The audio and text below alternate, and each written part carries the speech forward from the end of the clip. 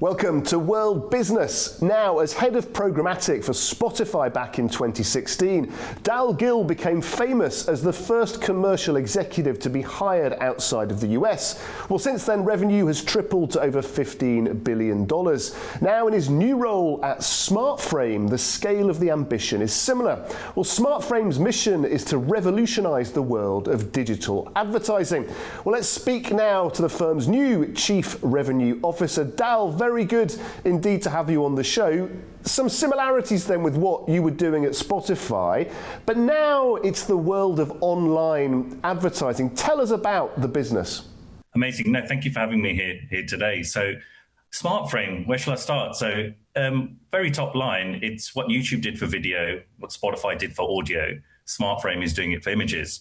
So ultimately, what we're doing is we're enabling publishers, photographers, and rights holders to protect and monetize imagery in a smarter way. In terms of the markets that we're in, we're predominantly in Europe, but we're expanding out to the Middle East, expanding out to the US as well. And what our technology really does is allows images to be trackable and commercially be valuable, while also creating new premium advertising opportunities around visual content. Very interesting. So how does the core technology work then, Gill? So the core technology, how it works and what the aim really is what we're doing is we're bringing authenticity to digital advertising campaigns. So with advertisers in the market right now, what they're really after is high quality, trusted digital environments. So we provide the technology in all of that. So what we do is we give the advertisers the opportunity to serve contextually relevant ads around licensed images. And then we also bring over 50 million authentic images to publishers to use for free, whereas otherwise they would have been paying licensing fees, high licensing fees every month to get those quality images.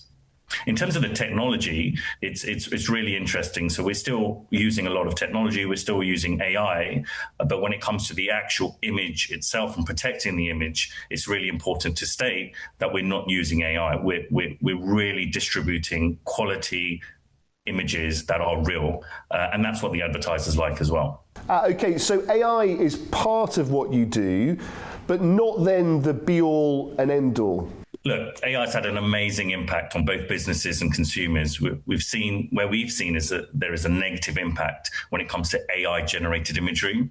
And, for people, it's hard to really understand what's real, what isn't real, and that really causes doubt. Even advertisers, we've seen various studies carried out within the industry, and advertisers typically want to align with authenticity. And some of those studies suggest that actually ads served in trusted environments deliver up to 30% recall. So AI is great as a tool, as an enabler, but when it comes to content and consuming content, it's more important to be authentic. Yeah, indeed, more important to be authentic, as you say. The advertising's changed a lot, hasn't it? Where do you see the next big opportunities over the years ahead? Well, we've seen the rise of influencer marketing, but again, it's all about authenticity. It's not the same thing having celebrity marketing a product that you can't relate to. You'd rather someone where you see yourselves in them and you can relate to that, and that's where what advertisers are also seeing as well. Maybe 4 or 5 years ago, they would have gone with these celebrity endorsements, but now they're really going with those more authentic people out on the web. And where I see advertising going, again, I think AI will play a pivotal role when it comes to probably the running of campaigns, the optimization of campaigns, the research for branding, and even the storytelling part. AI can be used in it, but I suppose when it comes to the actual delivery of it, what brands really want to see is real moments and capturing those real moments with authentic storytelling. Now, Gill, you're based in Dubai. It's been a pretty tense, pretty tough time in the GCC recently. How are tech leaders like you feeling? And has the ecosystem weathered the storm, do you think? No, it's a great question. I think, no one's going to lie about this. It has caused short-term uncertainty around global markets when it's looking at the Middle East and GCC in particular. But what has been really impressive for me is how the UAE and the wider MENA ecosystem has had its commitment and given that commitment to innovation, infrastructure, and international investment. So I think that's really important. The way the country has handled communication and support needs to be commended, I believe. And the region still continues to attract talent, capital, and global business because the fundamentals remain strong I'm in various WhatsApp groups where people are still continuing to flood the market, looking for jobs, really see the future here over the next 5-10 years. So definitely short term has been impacted to a certain extent. But for me, personally looking at myself, the roads are busy, children are going to school, restaurants are thriving. So that's still happening. Dal, many thanks indeed for joining us. Now, the term of the US Federal Reserve Chairman Jerome Powell comes to an end this week. World Business now takes a look back at how it all started, what he achieved, and of course, Mr. Powell's rollercoaster relationship with President Donald Trump. It is my pleasure and my honor to announce my nomination of Jerome Powell to be the next chairman of the Federal Reserve. Congratulations, Jay. Thank you, Mr. President. He's strong, he's committed, he's smart. He's strong, he's committed, he's smart. In November 2017, the U.S. economy was about to change direction. President Donald Trump chose Fed Governor Jerome Powell, who had served since 2012 to lead the Federal Reserve. Powell was seen as a steady hand and a reliable choice.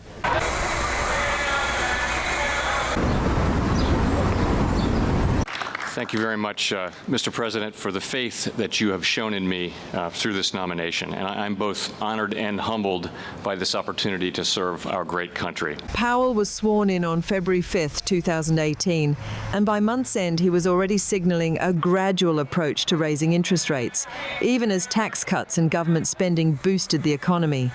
My colleagues and I at the Federal Reserve will put everything we have into serving you and our country with objectivity, independence, and integrity. These interest rate and balance sheet actions reflect the committee's view that gradually reducing monetary policy accommodation will sustain a strong labor market while fostering a return of inflation to 2%. Throughout 2018, Powell stayed on this course. In Chicago, he reaffirmed the Fed's 2% inflation target. By November, he noted that while risks remained, the financial system was still stable. But the first signs of friction were beginning to emerge as the Fed kept tightening policy. Over the next few years, we will continue to aim for 2% inflation and for a sustained economic expansion with a strong labor market. My own assessment is that while risks are above normal in some areas and below normal in others, overall financial stability vulnerabilities are at a moderate level. Today, we raised our target range for the short-term interest rates by another 1/4 percentage point. By the end of 2018, relations between the White House and the Federal Reserve had soured. On Christmas Eve, Trump attacked the Fed on social media, calling it the economy's only problem and comparing it to a golfer who can't putt. Powell, however, remained defiant despite rumors he might be fired. In early 2019, Powell addressed the markets directly. He made it clear he would not be swayed by political pressure, nor would he step down. We will be patient as we watch to see how the economy evolves.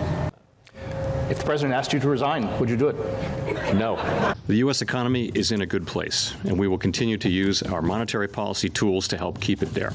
In March 2020, the world changed. As the coronavirus pandemic hit the global economy, Powell moved with unprecedented speed, slashing rates to near zero and launching massive bond buying programs to support the U.S. economy. We reduced the target range for our policy interest rate by 1 percentage point, bringing it close to zero, and said that we expect to maintain the rate at this level until we're confident that the economy has weathered recent events and is on track to achieve our maximum employment and price stability goals. Powell's leadership during the crisis earned him a second term. In November 2021, President Joe Biden nominated him to continue in the role, citing his steady leadership during the pandemic. We are committed to using our full range of tools to support the economy and to help assure that the recovery from this difficult period will be as robust as possible. We will use our tools both to support the economy and a strong labor market and to prevent higher inflation from becoming entrenched. Powell was confirmed for a second term in May 2022 with broad bipartisan support. But he soon faced a new enemy, 40-year high inflation. He warned Americans the cure would not be painless. While higher interest rates, slower growth, and softer labor market conditions will bring down inflation, They will also bring some pain to households and businesses. These are the unfortunate costs of reducing inflation. But a failure to restore price stability would mean far greater pain. As the 2024 election approached and Donald Trump returned to the political spotlight, pressure on Powell intensified. Trump called him too late and a numbskull, while Powell insisted the Fed would remain independent of politics and election outcomes. In the near term, the election will have no effects on our policy decisions. Some of the president-elect's advisors have suggested that you should resign. If he asked you to leave, would you go? No. Can you follow up on, do you think that legally you're not required to leave? No. I think he's done a bad job, but he's going to be out pretty soon anyway. In eight months, he'll be out. But I call him too late. He's too late all the time. He should have lowered interest rates many times. People aren't able to buy a house because this guy is a numbskull. He keeps the rates too high. Yes. The final chapter of Powell's chairmanship was marked by a strange public dispute over building costs. The Department of Justice opened and later dropped an investigation into cost overruns tied to Federal Reserve renovations. Powell described the legal pressure as a pretext to influence interest rate decisions.